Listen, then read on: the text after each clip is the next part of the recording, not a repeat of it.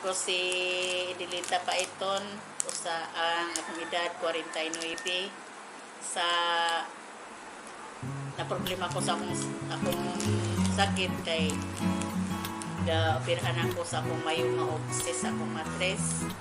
nya giduruhan ko tubog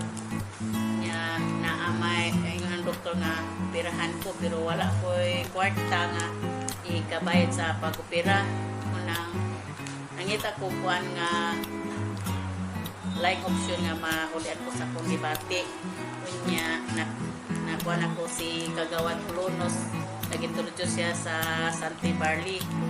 palit ko ni Kagawad Pulonos o juice ang akong paggamit aning juice 3 times a day o